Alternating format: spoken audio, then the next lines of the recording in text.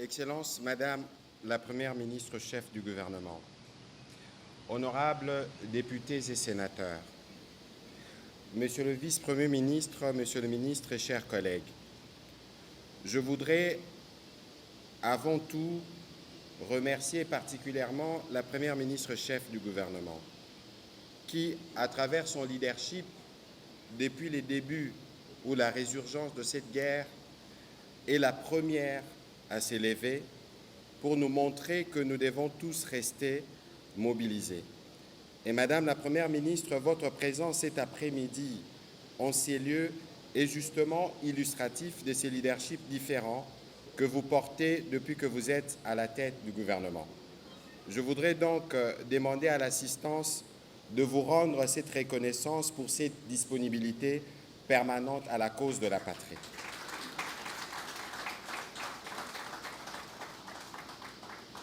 Le choix que nous avons fait de tenir cette journée de mémoire à l'Académie des Beaux-Arts n'est pas le fait du hasard. Non pas seulement que ça coïncide avec l'inauguration d'une grande université à Kananga par le président de la République, chef de l'État, mais parce que, Excellence Madame la Première ministre et dans tout le gouvernement, vous avez fait le choix d'investir dans la jeunesse.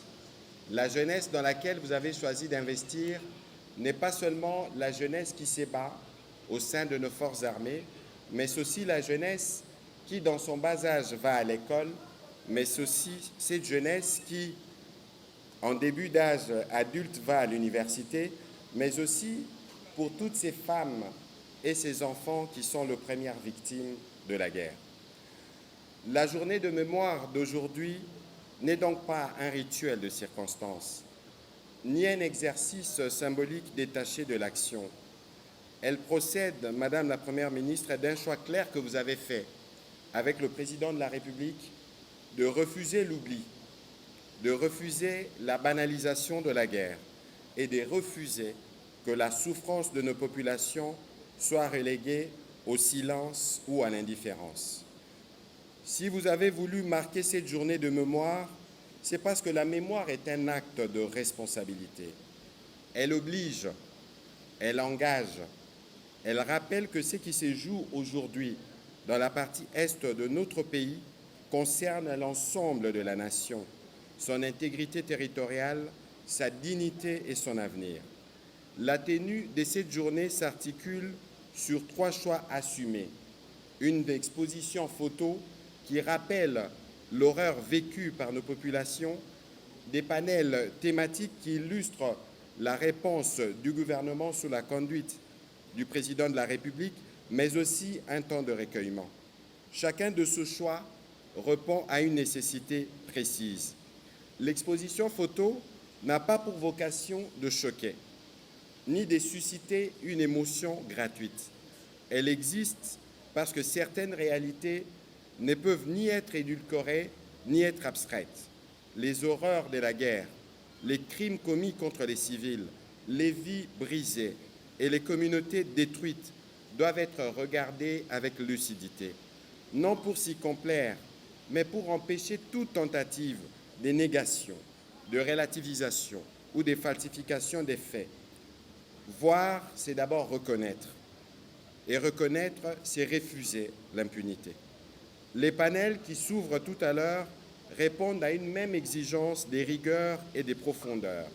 Ils traduisent la volonté de traiter la guerre dans toutes ses dimensions, sans cloisonnement ni simplification.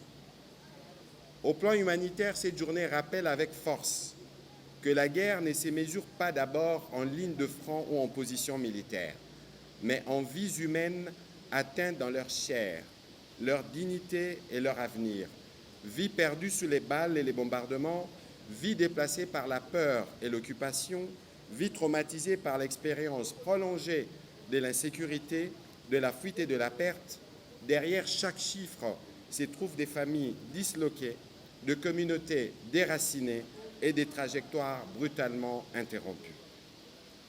Cette réalité interroge directement la protection des civils, principe fondamental du droit international humanitaire, trop souvent bafoué par nos agresseurs. Elle met en lumière la vulnérabilité particulière des femmes et des enfants exposés de manière disproportionnée aux violences, aux déplacements forcés, aux ruptures scolaires et à l'effondrement de cadres de protection sociale. Elle pose également la question de la dignité des personnes déplacées, contraintes de survivre dans des conditions précaires, parfois sur des longues périodes, loin de leurs terres, de leurs repères et de leurs moyens de subsistance.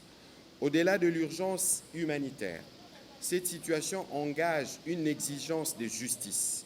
Il ne peut y avoir des paix durables fondées sur les silences, l'oubli ou la négation de souffrance, la reconnaissance des préjudices subis, la prise en compte des victimes et l'établissement des responsabilités pour les crimes commis constituent des conditions essentielles de toute stabilisation véritable. La paix ne peut être construite sur l'effacement des victimes, mais sur leur reconnaissance pleine et entière et sur la lutte contre l'impunité. C'est à cette articulation entre humanité, dignité et responsabilité que cette journée de mémoire entend contribuer en rappelant que protéger les civils, honorer les victimes et exiger justice ne relève ni de la compassion seule, ni de l'émotion passagère, mais d'un devoir fondamental de l'État et de la communauté nationale tout entière.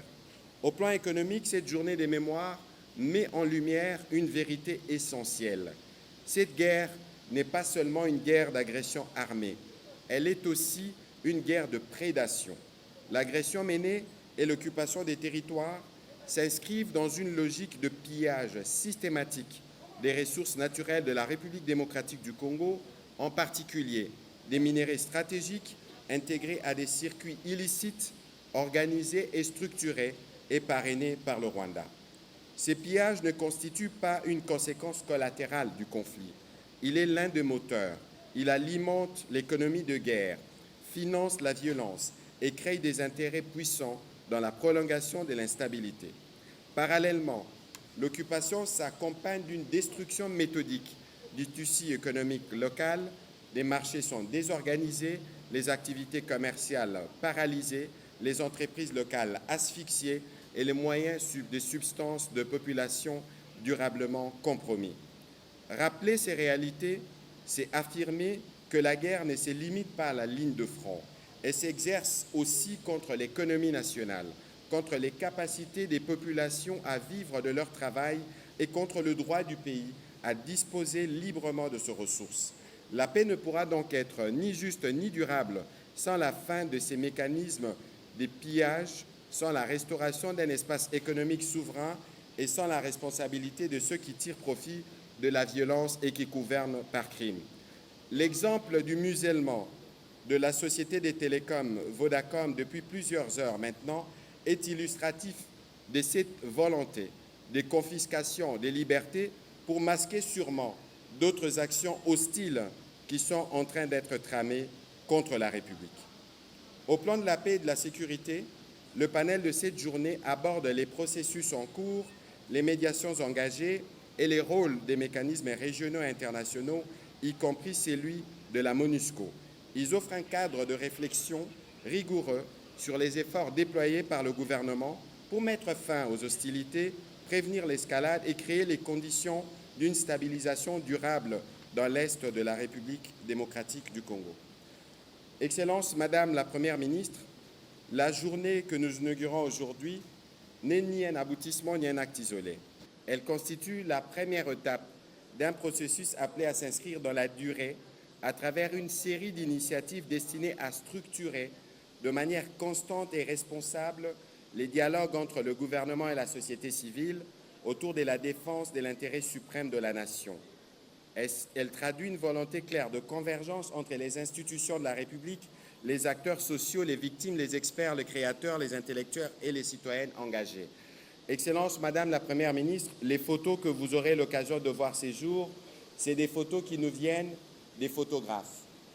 Les membres du gouvernement qui vont échanger tout à l'heure les seront avec des acteurs de la société civile. Nous avons parmi nous des amis qui sont venus ou qui sont partis de Goma et des territoires occupés, qui auront l'occasion, à travers cet exercice, de donner leurs opinions parce que la défense de la patrie ne mobilise pas que le président de la République ni le gouvernement, mais la défense de la patrie mobilise toute la communauté nationale. C'est exactement dans la logique de la campagne Congolais Téléma que vous avez bien voulu lancer il y a quelques mois. Et sur ces mots, Madame Virginie, je vous remercie.